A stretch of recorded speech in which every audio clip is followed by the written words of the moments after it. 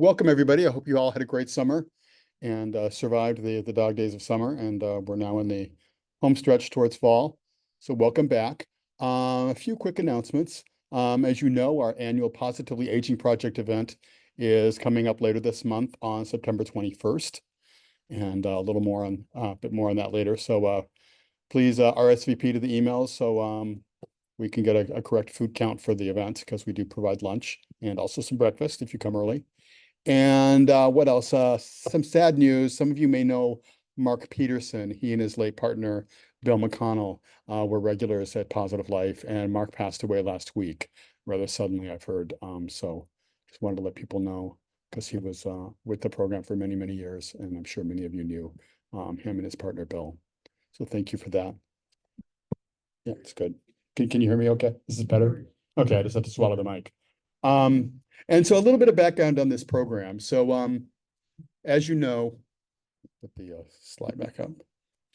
Brent Heinze has spoken with us before. He's a favorite from everyone here. And we are tonight's program is something that came up in some of the research we've done over the years, asking people about what they think about an HIV cure. And the research started out wanting to know if, people wanted a cure, would they get involved in cure research?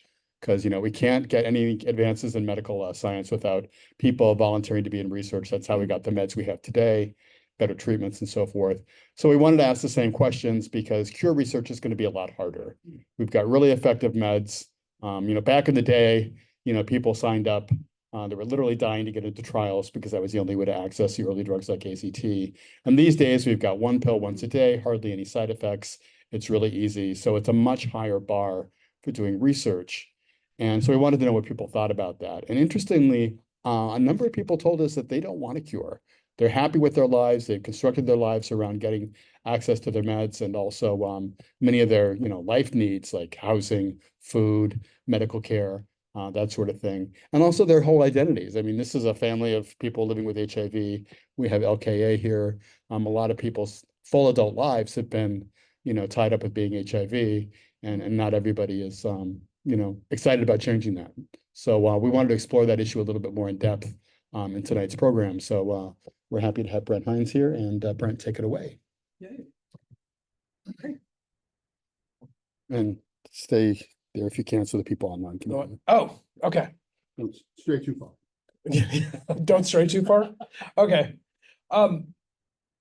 So I love speaking. I love speaking to people. I've been a therapist for over 20 years. I'm just kind of goofy, sex positive guy that cusses a lot. I'll try to keep that to a relatively minimum, but I may drop an F-bomb here and there.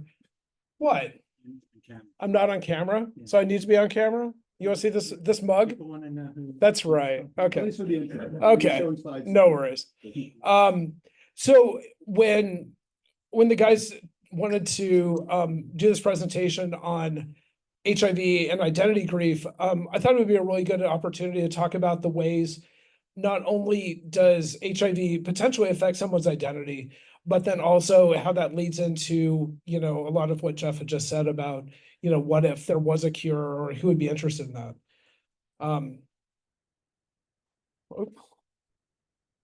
Yeah, technology. Come on. Hold on.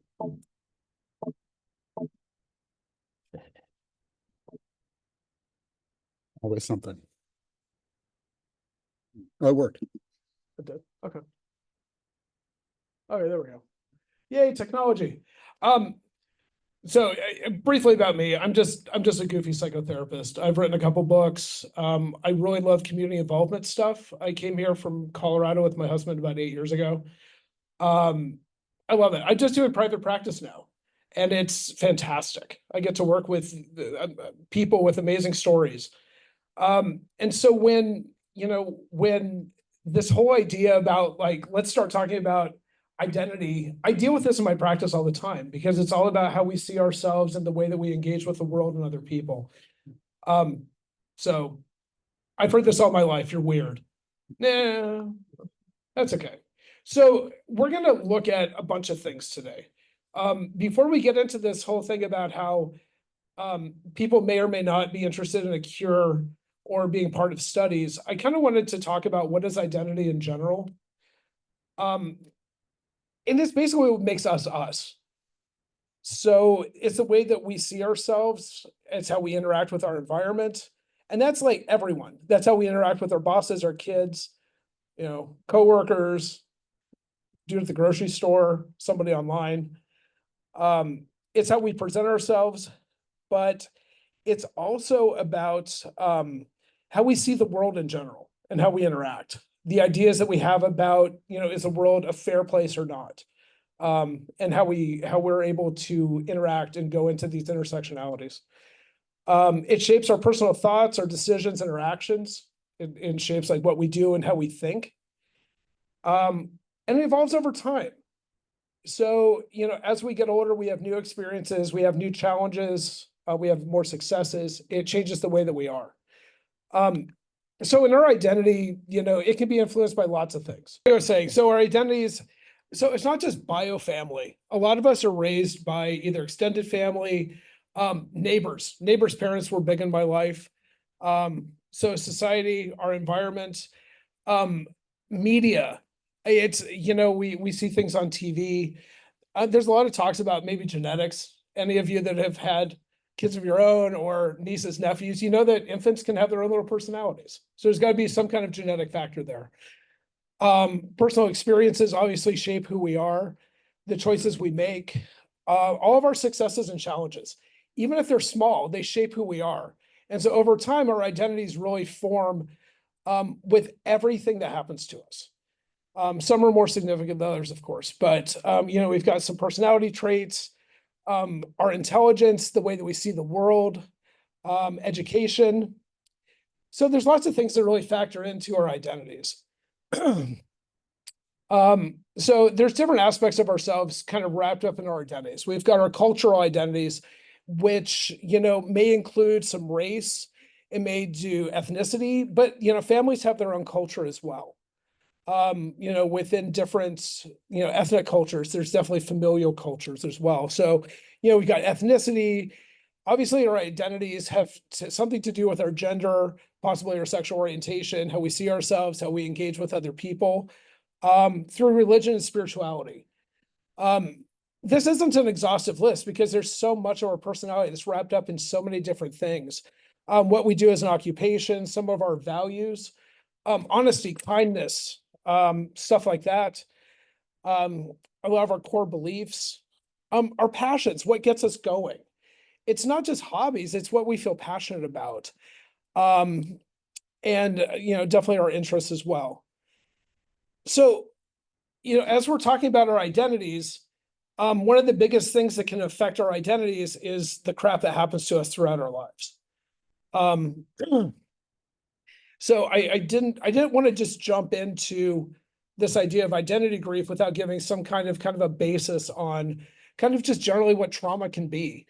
And traumas can be big or small. They can be significant to one person. The similar thing could happen to somebody else, and it might not be so significant. So trauma happens like in different ways. It's a response to stuff that happens to us. It could be an event, but usually it has something to do with our physical or emotional well-being. It's put in jeopardy, it's put in risk.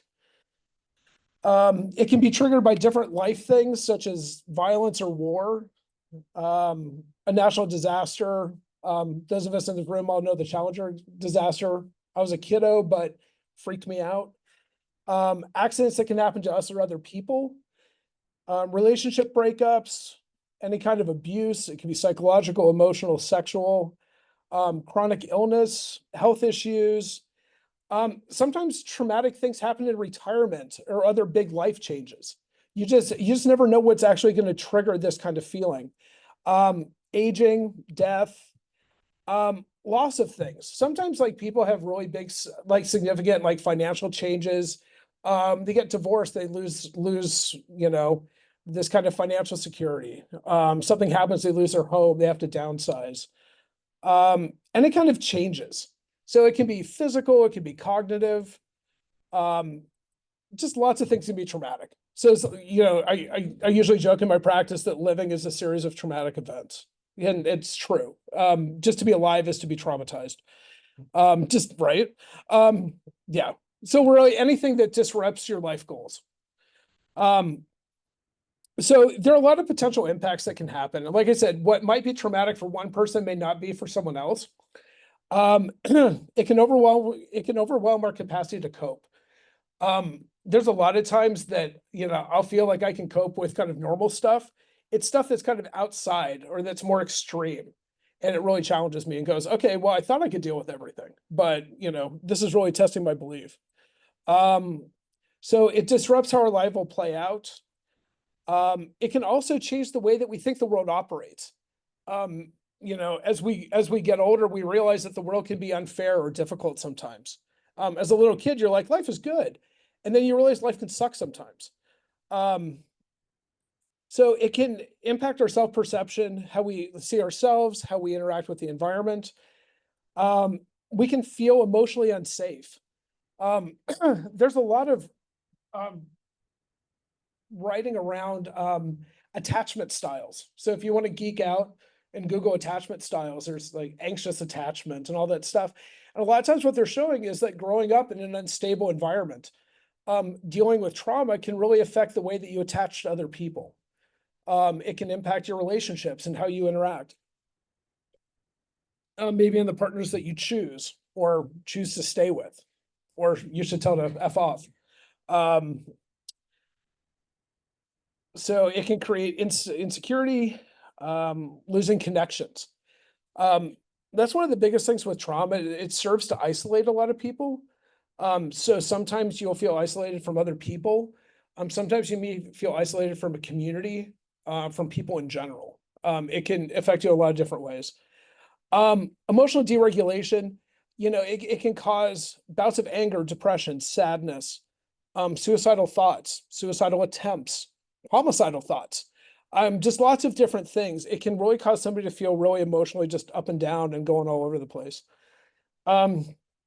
Some people talk about a crisis of faith, that they lose faith at what they once knew. Preoccupation with thoughts and losses. A lot of times this stuff comes out in dreams. That's where we process. Thoughts may overwhelm us in our day-to-day life. We may be talking to somebody in the back of our minds. We're processing something that's really upsetting us or it was really traumatic. So yeah, trauma happens in a lot of different ways. It can dominate our mental experiences often. And so sometimes it also leads into development of some really ineffective or destructive coping skills. I drink too much, I do too many drugs. I try to numb the pain with sex. I try to numb the pain with Amazon, whatever. It's a way of life. I don't have an addiction. I can stop Amazon anytime I want. No judgment.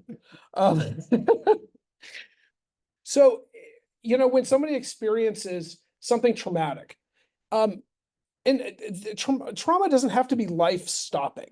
It can just be something really difficult. And in the stages of grief, I think it's really important to give you just a quick little thing. Kubler-Ross, it's quoted all the time. There's 5 stages of grief. And, it's not factual, it's not science, but it's seen enough that they've really accepted this as kind of like these general things. So sometimes when someone's experiencing grief, they go through a denial process where they really kind of refuse to accept it, or they're in disbelief. It's like, I can't believe this is happening. Pretending it doesn't exist or wishing it didn't exist. Some people feel numb, shocked, like it's just, it can't be real. I'm having a dream, I'm going to wake up eventually. Sometimes bargaining happens. Some people think about what they could have done. Had they only known this was going to happen, they could have prevented it. Sometimes there's a bargaining factor with God, or saying, you know what, I'll be a better person if I just wake up from this nightmare. So sometimes anger is experienced, with emotional discomfort, lashing out. A lot of times, we'll feel powerless, but it'll come out as anger. It's just kind of a natural thing sometimes, unfortunately, but it can be directed towards ourselves. We can self-destruct. We can go after other people. We can get mad at some deity. We can get mad at society, politicians, the church, whatever. The fourth one is depression, feeling hopeless, worthless, guilty. Excuse me. People may isolate. They might not feel so social. Loss of interest in activities. Now, theoretically, there's going to be this thing called acceptance. And acceptance is basically saying, okay, well, if this happened, I can't really fight that fact, so it's happened. The problem with acceptance is that a lot of people try to get there really quickly, and they get frustrated when they can't just accept and move on. But everyone deals with these things differently. So, coming to terms with emotions and feelings, not denying them. But just accepting things as fact wasn't enough. So, David Kessler came up with this 6 stage of grief that I really love, and it makes so much sense to me. It's talking about finding meaning. And so in finding meaning, this is where we're going to relate trauma and all this stuff to HIV and identity grief. Finding meaning is finding purpose in the life that was lost, in going through the pain of what you go through, how it affects us. So finding meaning has to do with kind of finding closure, kind of going through all these processes, moving forward in a way that talk about honoring the situation. It's really to say, you know what, this situation happened, and it's okay that it happened, and this is how I'm going to change and grow from it. It incorporates experiences into our history. So it's not just accepting that it happened, it's actually finding the meaning behind maybe what we can get out of that. So when we start talking about identity grief, it's really complicated, but identity grief really doesn't have a definitive thing. So self-identity is basically the way that our identity can be perceived, experienced, or changed, but how it's impacted by something traumatic. So we could be going along, everything's great, and then we get blindsided by something, and it affects our identity, how we see ourselves and how we interact with the world. And depending on how that impacts us and the after effects, it can be really minor, be kind of medium, or it can be really significant. So there's lots of questions it could cause. What the hell do I do? Like, I don't know what to do now. I'm not sure the next right step. How do I survive? How do I get past this? How do I move on? How do I function? Is life worth living? And this gets to a lot of people are just like, they can get this point up through a suicide attempt or a completed suicide, but also if I can't go back, then what's the point? When will I feel normal again? But the other one was, can I feel normal again? Is there something in me that's now so different, so changed, that I can't get back to the way that I was? So in identity grief, you can feel a loss of physical or emotional well-being. It's a lot like trauma. Believing the world and the people in it are fair, safe, and kind. Maybe we don't feel that anymore. We might lose the ability to manage our life, or that we've lost something really fundamental to who we are. We may feel that we've lost the core of what we had to offer the world, or to a partner, or to ourselves. The loss of connection to our family or other communities. Maybe about losing the ability to provide for the family. When people get sick, when people's life situations change, they go, okay, what's my worth? How am I able to provide for myself or my family? How am I able to be there for my friends? So it's not financial, it can be emotional as well. How can you be a contributing member of society?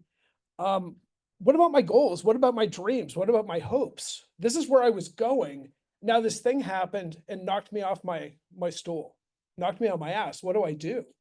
I have so much left, but maybe I can't, get in my head or in my heart about how to get back into that. Some people have a hard time feeling safe, stable, or autonomous. The freedom to do what we want to do. So, when we're talking about identity, and by the way, we'll have some time for some discussion because I just don't want to feel like I'm just talking at you. But I wanted to give a really good kind of basis for what we're talking about, give you guys some language and kind of the ideas behind this, because we'll relate it to HIV, but it's going to be really interesting to see how else identity has been impacted by a virus. So generally about healing from identity grief, as you move through that process, you can acknowledge the fact that it's affecting you, accepting your feelings, knowing that they're okay, knowing that what you're experiencing isn't weird, it's not awful, it's nothing to be ashamed about, even though, a lot of us do. It's okay to not be okay, at least for right now. That phrase means a lot to me. Like, it's okay to not be okay. You can have your moments. You can have the fuck the world moments. You can have the I can't go on moments. It's all right. A lot of people go through it. Getting information from professionals, friends, and family, engaging with different communities and individuals, allowing for positive change. Sometimes you're going to be in so much pain when you go through something like this, then, you're like, okay, I'm never going to feel good again.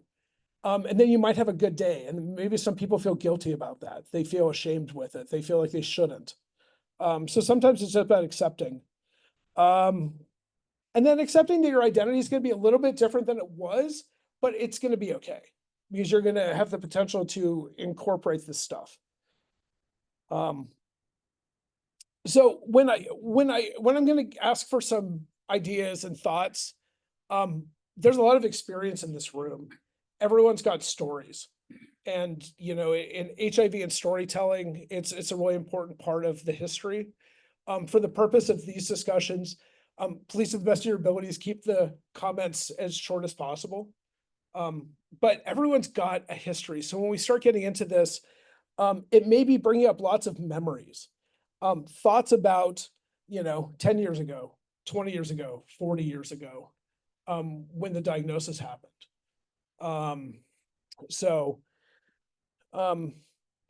Especially with HIV specifically, a lot of times people, I came from Denver, so the Denver principles is something really near and dear to our heart. And I worked with lots of guys that were there when that was going on. If you don't know about it, go for your history books. So one of the things specifically with HIV, adapting to this new reality. Another thing with HIV that's hard for a lot of people is, not as much anymore, but definitely early on, there was unpredictability. We didn't know what meds were going to work on what. We didn't know the progression of the disease. There was lots of information that was either misinformation or stuff that we just didn't know, or stuff that was used politically or spiritually. It had a direct impact on our sexual activities, dating, relationships. It had to do with not only getting laid, but like being around people. It had a profound difference. So when people, it always strikes me as concerning when people say, "Oh, it's manageable, diabetes." It's not. It's I get it's chronic, but when you look at something sexually related, when you get something that's transmissible, it gets to be a lot more about the connection piece. So when we start talking about identity trauma, I think it's important to really like identify this. Feelings of guilt, shame, and regret, maybe about how it was contracted, maybe lots of other stuff, uncertainty about the future, fear of the unknown, this perceived danger to others that was a big deal, risk of transmission, obviously. And then stuff like stigma and judgment, that we still struggle with. Definitely some concerns about pain, physical changes, cognitive changes. There are lots of different things that HIV caused where people were really experiencing really significant levels of trauma. the financial challenges. I mean, we could go on, but just, you know, a lot of the depression symptoms, the anxiety, a lot of these stressors, loss of control, all the fatigue, anger, all the cognitive stuff, all the emotional stuff. You know, there's so much. And, you know, and people were just kind of, they were just expected to kind of go on and manage. It took a lot to just say manage your health, but there wasn't much there to manage your heart. And it was really tough. And we don't talk about feelings very much, you know. I mean, maybe as, you know, in our group, maybe we do, but in the rest of society, not so much. So I'd like to get some ideas out there. So take a minute and just think back to maybe the first week or two after the diagnosis. May have been in a hospital, may have been in a clinic. Maybe it was unexpected. Maybe it was totally expected. Maybe it was after a number of negative test results, and one came back positive. So take a minute. Are there some people that want to share a little bit about how maybe their identity was impacted within that week or two after the diagnosis? Oh yeah, and please wait for the mic. I mean, Jeff will run, but he's wearing flip-flops, so don't make him run, he'll kill himself. Is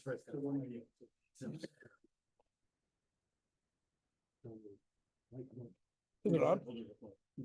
Swallow it.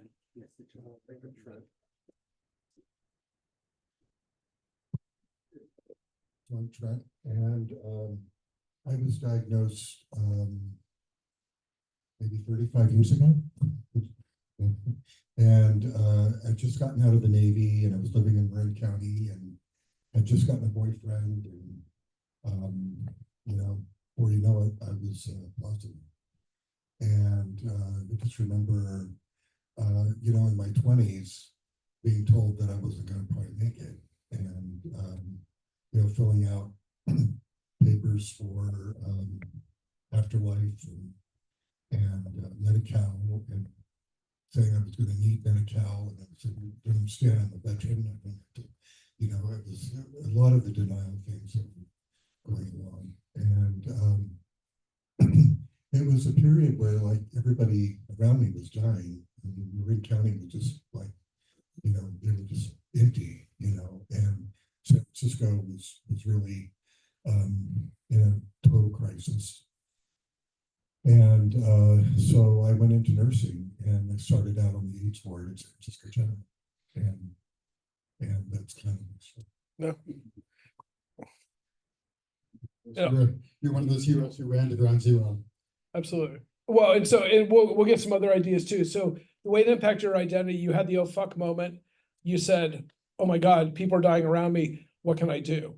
And, you know, maybe you would have been a nurse anyway, but who knows? But you are now. And that's what you did. And gave you purpose. You helped people. You were there for them. Right. Who else? How else did maybe that HIV diagnosis early on affect your identity? How you saw yourself, how you saw your role kind of in the world or in your family, maybe with your partner? Suddenly this group is shy. Hi, so I am Michael.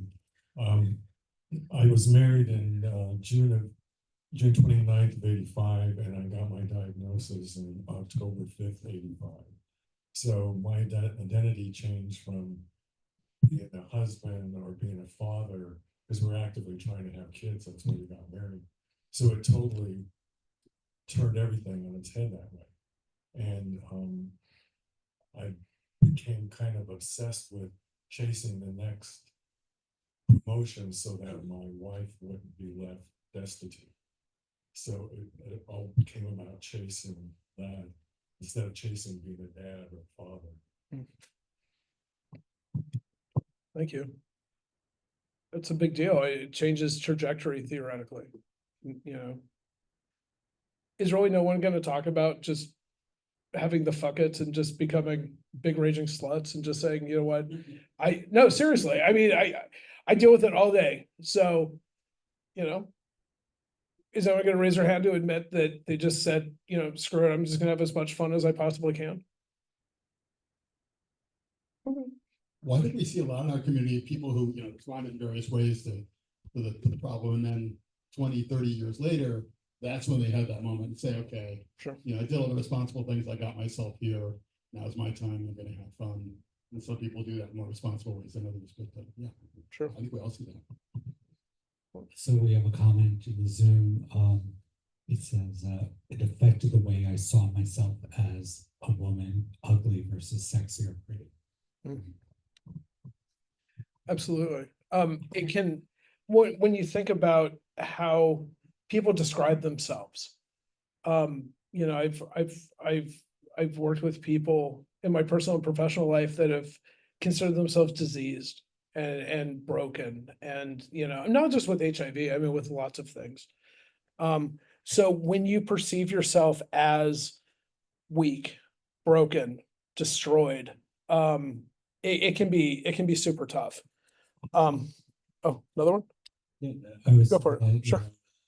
So I started this 20 years ago, and you know, doctor said, it's the last thing that's gonna kill you because I have so many other problems. And so, but I remember, you know, I'm never gonna be able to date somebody who's negative again, and kind of stepping my toe into chat rooms and stuff, or you know, profiles, and the stigma that was existing didn't help because people would refer to you, you know, I'm clean, you be too, things like that. And so I think the overall stigma, and that still exists, but it's kind of like a nasty reminder every once in a while, even though we know better. Absolutely. Absolutely. Anybody remember there was a magazine out in the, I think the 90s called Diseased Pariah News? No. A great title, but it was these crazy queens up in the Bay Area came up with this magazine. It's called Disease Pariah News, and every month they had a centerfold to some guy with HIV, and instead of having, like, you know, centerfold measurements, it was his T cells, what medications he's on, how many infections he had, what his sexual fetishes are, that sort of thing. One of the more famous covers was a picture of a hand in you know, a jar. It was supposed to be a takeoff of the Palmolive commercial with Madge the manicurist. Wow. Saying, why, Mr. President, it's the blood of 10,000 Americans on your hands. Wow. So really kind of dark black humor that I think I know it got me through those years. But you know, the mentioned disease pariah, I think that's something we all really related to. So. Looking for a sexy guy on Kalitra. Wow. Sexy.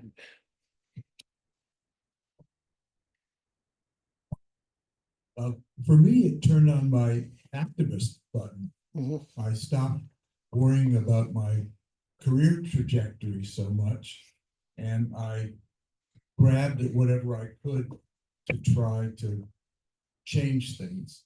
It was impossible to take control of your medical self because there was nothing one could do other than be more careful. But I got involved in ACT UP and in other things, and it led to a very fulfilling life of quasi-activism. Absolutely. Sometimes when people don't know what to do, they do something in recovery, they say, take the next positive step, which is, you might not know where to go from here, but you know, to do something decent, something positive, something not destructive. We'll talk about the activism in a second, but I'm glad you brought that up. Yes, I was thinking about the activism part. That's one of the things that I still have problems with, as far as regretting not taking that road. I came out and became positive with my first partner right when it came out, and it was before the test where you could tell. We didn't know, but we knew, you know. And we just kind of disappeared into drinking and partying and that. I worked at a gay bar and it was almost, I mean, it was definitely the denial thing. It was going to the effect that one person I worked with after another was dying. And I think that it was in Minneapolis where it was a little, it's not like California where there were so many people were very quiet about it. There was a lot of shame. They weren't talking about it. Silence equals death, that kind of thing was going on.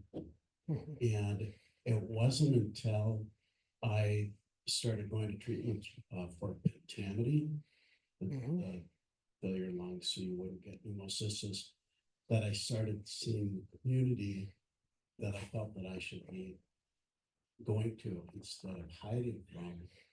And then at that point, I started becoming engaged.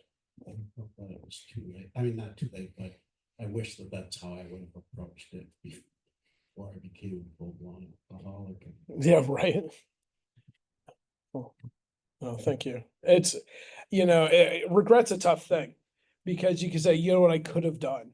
And a lot of times, we don't have time machines. So, we can't really go back. We can move forward though. And recognizing where we are and changing the trajectory, so important. And, you being able to notice what's going on and saying, okay, I need to not do this eventually. And we'll get into more of this, absolutely. So when you think about HIV, it's been, depending on how you are, like you said, sometimes it's hidden. Sometimes it becomes people's like primary identity. I was on committees after committee in Colorado, and Michael Beatty, who some of you know, my name is Michael Beatty. I'm a HIV positive gay male. Started every sentence at the beginning of every meeting with that sentence. HIV is a huge part of his life, part of his personal identity. There's no shame, there's no stigma. He doesn't give a fuck. He will tell anyone. So sometimes, you might want to look and see how HIV has either been incorporated, rejected, hidden, or embraced into your identities. So it's not just, it's obviously something that you have. It's not necessarily something you are. It may be something that you identify with. It might, there's a lot of different ways to kind of see and perceive bless you, how you might be incorporating HIV. So we'll talk about that too. Does anyone want to talk about how HIV exists in your world currently? Knowing, like Jeff said, usually one pill once a day. The majority of people. Yeah, that too. Undetectable is untransmittable.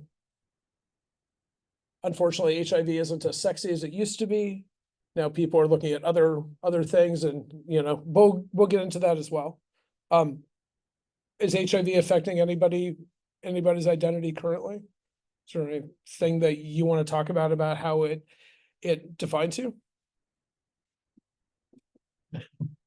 Well, I guess for me personally, I just turned 70 last February. I was 53 when I moved here in 2007, and I've been positive since probably before the beginning. I was in San Francisco and Castro. I was in 70, 77, 78, 79. But anyway, the thing that's affecting me now, after everything that I was diagnosed in 1988 in San Diego, after being positive all those earlier years since 81 and been impeached, I was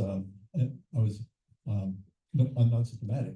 So I was in a great deal of denial. I kept usual behaviors, working full time in healthcare as a respiratory therapist in Michigan, surfing my butt off every day and doing all the fun things I do with my friends in denial. But then when I started working at Scripps Clinic and the workload got too high, working I was working physical therapy at that point, I got overwhelmed. My physical body broke down, and I went to my HIV specialist in Mission Beach, and he told me that I had to get my house in order. I had less than 6 months to live at best, and I was diagnosed with full-blown symptomatic first AIDS back then. So at 30 years of age, my whole future plans for myself, I'm going back to college, getting my master's degree in art, which was my major, or continue working in healthcare, and my surfing passion for the rest of my life. Yeah. I'm sorry, I should have said, No, you're good. other things about this. I was in so much denial that, there's just so much content. That's why I was hesitating to speak at all, because it's hard for me to be succinct. But as Jeff well knows. But anyway, how it's affecting me now, I'll skip all that history. What's affecting me now at 70 years old is the fact I've been living on Social Security disability for 40 years almost. And being so financially limited. And the thing about this gas, it's a wonderful thing. I was aware of it up in San Francisco when it first started with Dennis Anderson. And then when I found out, after we got downtown for a year, my first relationship in 17 years, and then we moved back into town a year later. I found out Whiskey Gas had a Palm Springs chapter. I went to their thing at Wistrello, and I think I was their 121st member, and I've been with them ever since. But every time we get together for any social events we do, I've always found it very difficult and challenging for me personally, the way I've evolved internally, all levels. All the men I know here, we've all been in the same boat since the very beginning. We all went through the same traumas. We lost a lot of precious friends. Saw the nightmarish, horrific years of it. Those of us who were positive early in the 80s. But I feel at this point, I feel like I can't relate to anyone. I can relate to everything they've gone through. I've been through it myself, but there's not one person here that ended up being diagnosed full-blown symptomatic AIDS in the 80s, still alive today, that went through things I had to go through. 20 years of constant deterioration. Sure. Well, one of the problems is that sometimes people feel disconnected. They either find community, or sometimes they feel disconnected from community. When people, I have so many friends that hit that halfway mark. They're like, I've now had HIV for half of my life. And for some people, it's a really significant time. No, but what you're talking about, there's lots of these things that can happen, and that even if it's incorporated, sometimes you feel disconnected. It's, it doesn't affect you currently, but when you think back, you're like, wow, I've been living with this for a long time. I've been impacted with this for a long time. When you think about day-to-day life, there's, I'm grateful for doctors that say things like living with HIV, instead of dying from it. It's a big deal. HIV is something you're going to die with, not from. But when you start, oh, I'm sorry. Was there? Oh, yeah. I'm sorry. I'm sorry, hon. Wait, where I'm at today with this thing is, like Sue's asked, every time we get together, it's wonderful to have this community network. I was self-isolated for most of this time back in Texas, 17 years till I was going to die. Because I've been on H4 4 times, the hospice ward there at Florida Hospital, within 2 or 3 days of death, chaos over the whole body, strokes, seizures, everything. Wasting down to 136 pounds. I've been through a lot, and I think where I'm at today, despite major traumas 6 years ago, I'm still not recovered from fully. I'm doing pretty well for someone 70 years old that's had full-blown AIDS, and I've been undetectable now for 17 years. Right. That wouldn't have happened if I had not been in California, Palm Springs. Yep. So right now, it's hard for me to relate to other members of Whiskey Gas. I mean, it's hard for them to relate to me. So they like to talk. I learned how precious my time is, and so it's hard for me to talk about superficial things. I like to talk about in-depth things and things of philosophical meaning or spiritual meaning, personal meaning. What's going on in our lives, deeper emotional levels. So I get very little of that because we're all safe now. But basically, living in the poverty I'm in with Social Security, the limitations I have, where I can't pursue and follow my dreams and do things I like to. I can't eat as healthy as I like to. That's the hardest hardship for me right now. 70. Past 5 and 10 years have been so hard to come to me. I'm terrified of what the next 5, 10 years. But my positive attitude at that school has pulled me through everything. You can transcend anything, no matter what our greatest hardships in life. That's awesome. Our greatest teachers. That's awesome. Wisdom. And so I try to share my positivity. Sure. Sure. Well, and sometimes, like you said, activism, acts of kindness, thoughtfulness, these things are so important. And you said, I knocked off the trivial stuff. Sometimes these traumas happen, and you think about like what's really important in life. And maybe it's not about the acquisition of stuff. Maybe it's not having visible abs. Maybe it's not about all this crap. Maybe it's about living good lives. Maybe it's about helping out other people. So, with there's lots of things I think that we struggle with HIV and your identity. Are you safe or unsafe? Are you optimistic or pessimistic? Are you hopeful or jaded? Are you grumpy about this? Are you seeing what you can do for the betterment of the world? Are you connected or isolated? Interactive or disengaged? Do you feel embraced or do you feel abandoned? We operate in the same world. It's kind of amazing, but our perceptions of it are so different. A lot of this has to do with how we are experiencing what we're experiencing. Are we angry or relaxed, numb? Are we interested? Are we engaged? So you said Tez Anderson. I don't know who had the beard first, Jeff. You or Tez? Every time I go to a meeting, people come up and say, "Hey, Tez, good to see you." I know. It's so funny. Anyway, people don't pay attention. It's fine. Yeah. So getting back to the idea of activism, when I was putting this presentation together, I was thinking about the way that identity is impacted with HIV. And there's a lot of things that your identity could go through after a diagnosis. You're gonna identify as an individual, sure. Some people do, like a person living with HIV and AIDS, a survivor. Some people feel like they're a victim of situation, a victim of science, a victim of politics, Ronald Reagan, a denier. You talked about sometimes like, I'm not going to deal with this. A partner, someone who's supportive, a widow, an advocate, an activist, an educator, or a warrior. And I think there's lots of these things that, after this diagnosis, kind of like you said, you might not do it tomorrow. You might not do it in the first 6 months or for next year, but sometimes later on you go, okay, who am I going to be with this virus? Am I going to let it overtake me? Am I going to become empowered? Am I going to be successful in spite of it? Am I going to be powerful because of it? There's lots of different ways. So, as we get into this idea about identity grief, there's lots of possible things that can happen. A lot of people, like you said, talked about health improvements. They get sober. They develop some kind of inner strength that they didn't feel like they had before. Sometimes their path in life takes a completely different turn that's unexpected. But, 10, 20, 30, 40 years later, you look back and go, all right, I get it. I made the most of it and I'm here. Resilience. A lot of people talk about community involvement and investment.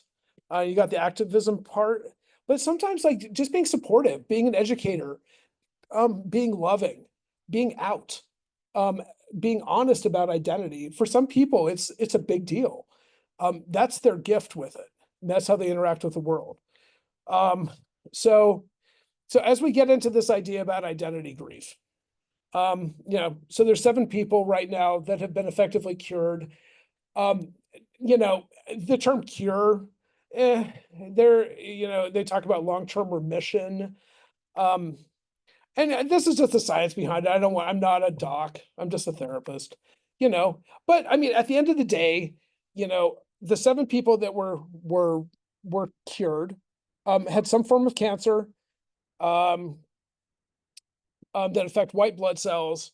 There's lots of radiation and chemotherapy that took care of a lot of the vulnerable T cells. They had to go through lots of stuff, lots of bone marrow transplants. It was, it's really intense.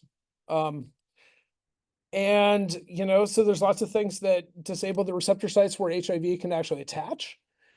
And they continued their antiretroviral drugs. So, this was a big deal. It's a lot of chemistry. It's a lot of treatment. It's a lot of time. And there's some new research, they're talking about this gene therapy stuff, which is really neat. It's fascinating. So we'll see where that goes. But right now, what we have is high doses of chemo and lots of blood infusions and bone marrow, and it's a lot. But you gotta have cancer. Yeah, right. Try this at home. Right. So here, the $100,000 question. You know, so here's about considerations with taking a cure. And we'll get into some discussion points here. So just off the top of my head, I started to think about like, you know, how accessible is this going to be? Obviously we're not here yet, but if there is to be a cure that's available, how accessible is it? How expensive is it? The effective quality of life while you're taking it. You know, are you going to be in a hospital for 6 months? Are you going to be immobile? Is it going to cause a lot of other health issues? The efficacy, is it going to work? How many percentages, you know, does it have to work to be considered good enough to try? Risk of death or debilitation. So what kind of thoughts? What kind of thoughts about if there was a cure? What are some things that make you think about whether it would be a viable thing for you to be maybe a part of, either in research trials or What if the cure was just as easy as a pill? Would you take it? sure. Well, ease of treatment. Sure. I can just take a pill and get rid of my HIV. Ta-da. Remember how many people said they won't take ADT because it's so debilitating. And, you know, some people you killed them and some people you kept them alive. So. Mhm. So yeah, we're a long ways from where we are now in terms of what a cure should be and what it'll look like in 20 years. If you want to show, good idea, show of hands about who we take you through now. With the what? Show of hands. Oh. Show of hands, who we take you through now. Oh, yeah. Take it 1, 2, 3, 4, 5, 6, 7, 8, 9, 10, 12, 13, 14, 15, 16, 17. 17. Okay. Hi there, my name is Don Garrison, and thank you so much for the presentation. I would just say if it's like a Hep C cure and people don't change their sexual behaviors and you could catch HIV again, then, you know, it could be a wasted cure, so to speak. Sure. Well, and there's lots of discussion too. If you were to be cured of HIV, would you then take something like Descovy for PrEP? Because you could potentially get reinfected or to do the shot, and you know, so sure. There could be. Interestingly, we all know Timothy Brown, right? That he was a member of our community for many years. So he got the first cure, and he got the one that supposedly when he couldn't get reinfected because it removed that receptor on T cells that most people that allow most people to become infected. But you know, there is another form of the virus out there that, and there was a chance that he actually went on PrEP and stayed on PrEP because he didn't want to be the person who got cured and then got not cured. So that's a really big thing. But most of what they're looking at, this is kind of what I do when I put on my activist hat and talking with researchers to say that scenario where it's Hep C, you can get it again, not good enough. You can take one pill once a day, be fine. It's got to get rid of it once and for all, and you can't get it back. And that's where they're going. Sure. And you know, one of the things with viruses and mutations is that, you know, then you have a version of HIV that doesn't attach to the CCR5 receptor site.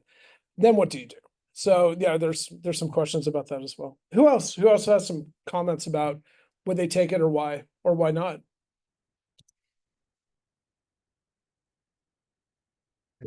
Oh, go for it. Oh, here. Oh, Trent. Yeah. No. Yeah.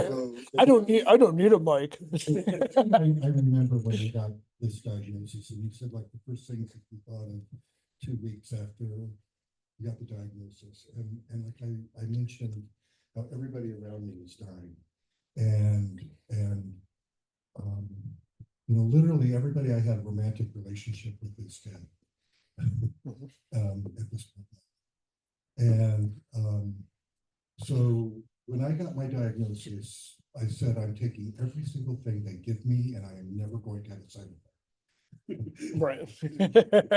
So if they offer me a HIV cure, I feel like I am obliged to take it.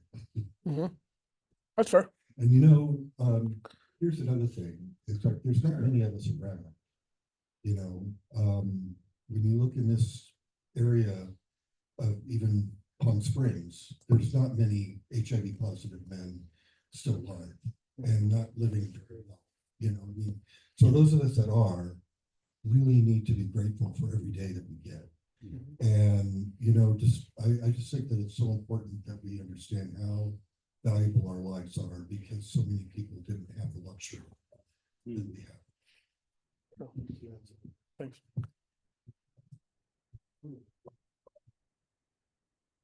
I'm not sure if I understood exactly if it was theoretically or as experimental.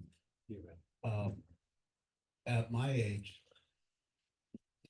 not that I'm that old, but you know, there's so many other things that we're getting now just because we're older. So we're getting all those. I had a quadruple bypass, not a heart attack. It was just they found out that my tubes were clogged up.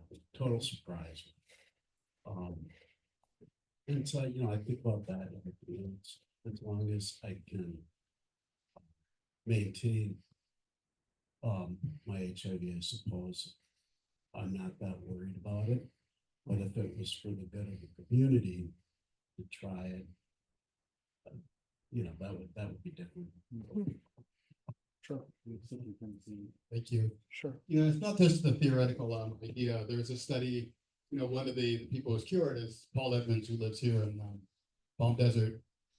Actually, not to back to people. And he got that at City of Hope. And now City of Hope has a trial where they're going to be using gene therapy, taking out your own stem cells, you know, taking them out of your body, modifying them in a test tube, and then infusing them back in to see if that will affect the same kind of cure. But they still have to go through a mild form of chemotherapy. They have to be in the hospital because they'll be really vulnerable for a few months. So like you said, it's not going to be trivial. So that's what we're looking at in terms of what the research is going to be like in the foreseeable future. This is happening here. They're enrolling people now, both in City of Hope and San Diego. We'll be talking about that more at the World AIDS Day event. Oh, go for it. So we've got a comment on Zoom. It's a question that they're posing. This person said, wondering how folks have experienced identity griefs circa 1996 when they went from dying of AIDS to living with HIV. Sure. And this person was diagnosed post-heart, but have worked with they've worked with many AIDS survivors and transplant recipients who have spoken of it being harder to figure out what to do with the rest of my life than preparing for the end of my life. Sure. Yeah. It's a really good point. You know, we've talked about people cashing in their life insurance, obviously thinking, you know, you're gonna be dead in 6 to 9 months. And, you know, fast forward 25, 30 years. Does anyone want to talk about what that was like to maybe, hey, either with the advent of the retrovirals or with the advent and approval from the FDA with PrEP? Did that change anybody's identity about being HIV positive? Well, I think for those of us in this room, it's U equals U is the big game changer, right? PrEP is too late for us. Right. And it changes the dating scene somewhat because people protect themselves. So that makes it easier for dating. But if it was you, it was you. It kind of took away that stigma. Hopefully, not everybody believes it. Not people have internalized that stigma for so long. It doesn't always happen for a lot of people, but it's a very real thing. But you were kind of talking about, at least at one point, I always felt like I was going to die quickly. Like it was going to, you know, one day I wasn't going to feel good. The next day I was going to be in hospice. And the day after that I was gone. And now I'm dying slowly. It's like, you know, you have to think about, oh, what is happening with my cognitive function? And if I do take these other medicines, how will that affect what I have left? And when you hit the just undetectable viral load, that's when it kind of hit me. It's like, oh wait, I'm going to be an old man. Sure. So Here we are. yeah, Right. so that's a different perspective and just how we're looking at that and managing it. I certainly picture my grandparents as, you know, they're kind of declining, and then we're faced with other issues of like taking care of each other. We didn't have kids to take care of us. You know, we depend on families and stuff. Sure. So Well, in preparation for this, I talked to a lot of friends that were longtime survivors and some that have been recently diagnosed within the last like 5 years. And it was really interesting because there are a lot of, and obviously this group, it's a little more than half that said they would take a cure. It's really interesting. There are a lot of people that I've talked to that say, I've had it for 20, 25, 30 years. Who cares? I take a pill. If I got a cure, I'd be taking a pill anyway. I'd be on PrEP. But there are also some younger people that it's really had a significant impact in their life. And they said, I would take the cure, like no questions asked, I would do it. But then there are other people that maybe, my husband has been 18 years and he's like, I take a pill. It's not a big deal. So it's really interesting. And so I don't think there's an age answer. I don't think there's a duration of being HIV positive answer. I keep on thinking it's about impact, but then maybe it's not. Maybe it's about the activism piece. Maybe I'm going to do better for the world. Maybe, this leads into a big cure, which is a one pill. This is such a bigger topic. And even though it's a theoretical right now, when the guys came up to me and said, we were thinking about this topic, what do you think about doing a presentation? And I'm like, it sounds interesting. It sounds very theoretical though. And, I'm kind of a fact guy. So I was like, okay, what the hell am I going to talk about? But as we got more and more into research and talking to people and talking about this, it was like, okay, this is legitimate. So, when you start thinking about the way HIV and identity has been there, you might want to ask yourself about, how has it impacted your identity? Has HIV provided you a purpose? Has it changed the way that you engage with the world and other people?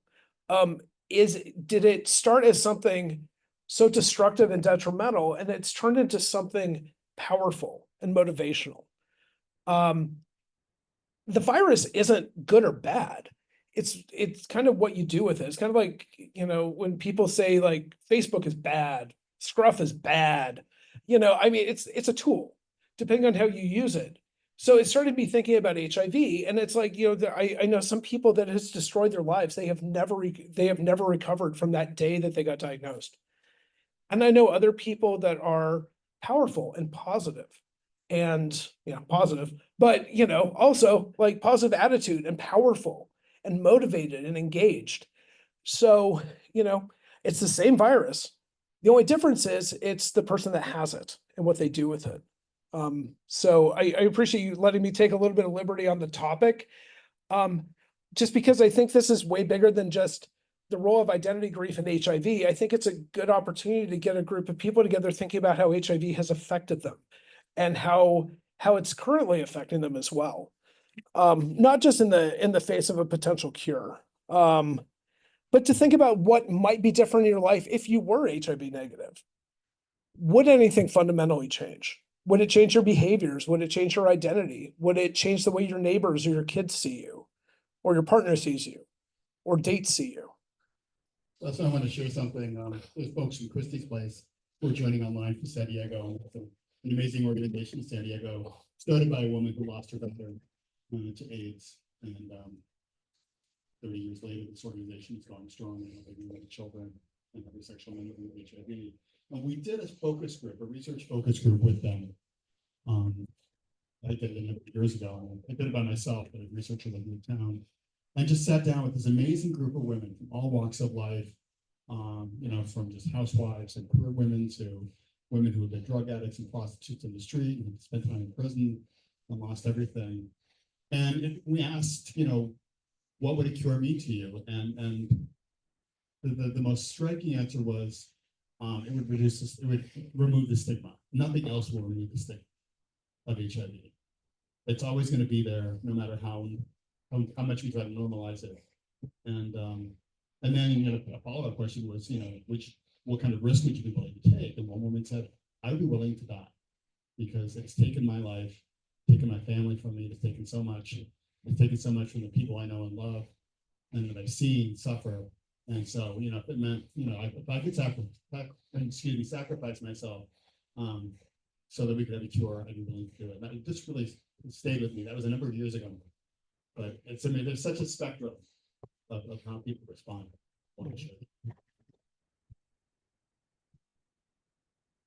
Yeah, I think your husband's comment about just taking a pill every day is, I think it's widespread, that kind of viewpoint and attitude. My feeling about, we have LKA here in town, and I think we have a mailing list of around 400. But we see very few people who are truly active in the group.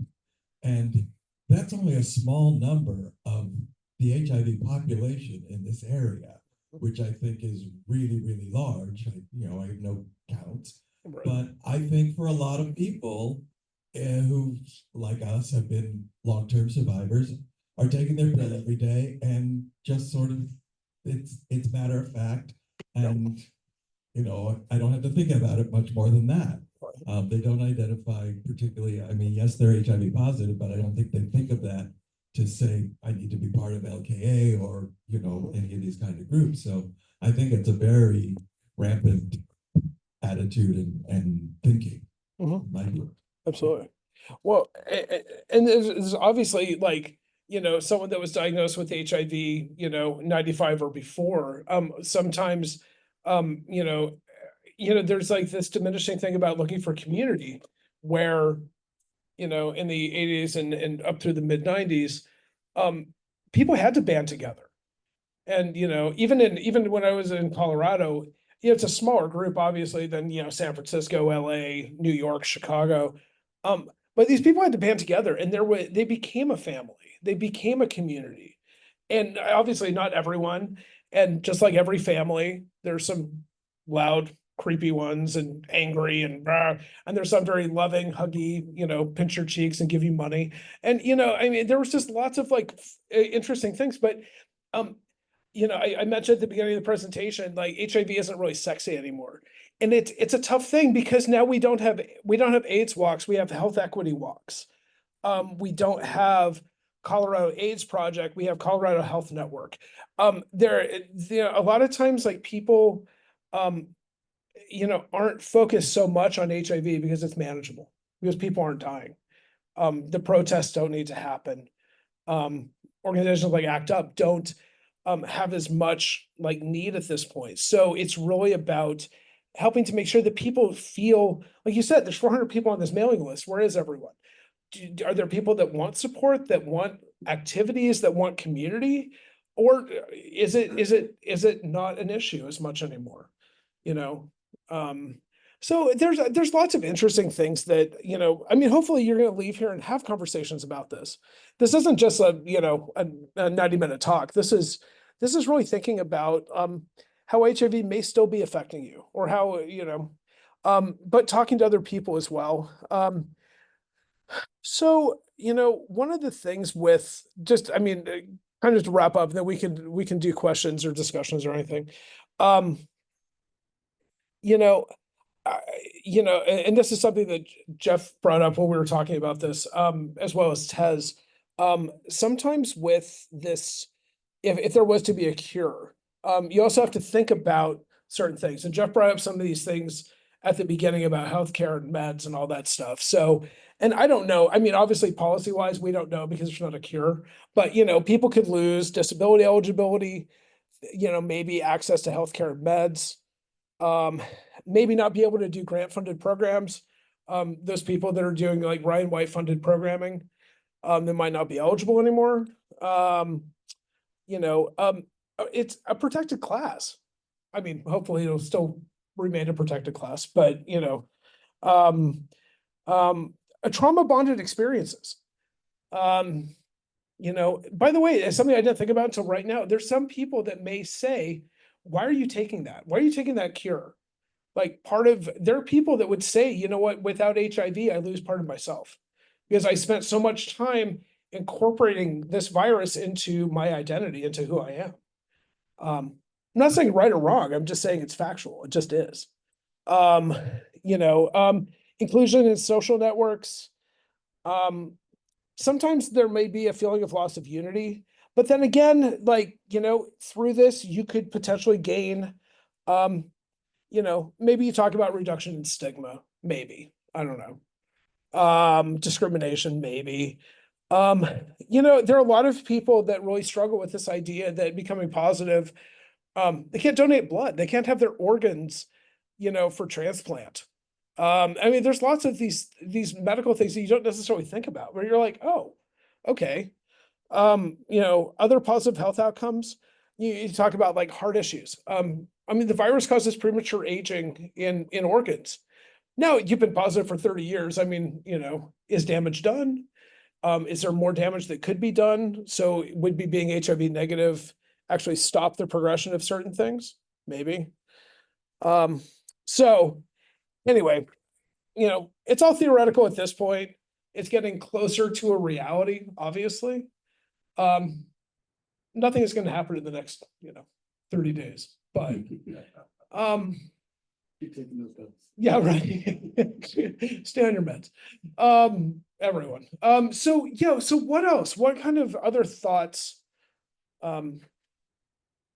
Obviously this wasn't an exhaustive topic or anything, but what other things might you be thinking about as far as identity grief and stuff like that when it comes to the way HIV affects us? Go for it. So one of the things that I think about as we get older in this HIV positive community is that services, because I work in the medical field now, and the nurses and the doctors that I work with, were not around during the era when things were really bad. And so they don't even have any memory of these things. And they don't really know.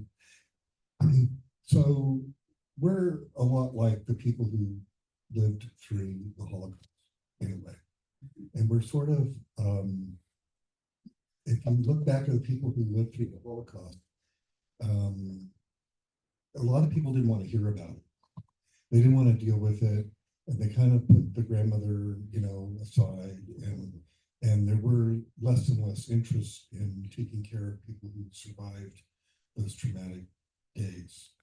And I think that what's happening, because there's so few of us around, that services are no longer really all that interested in our well-being.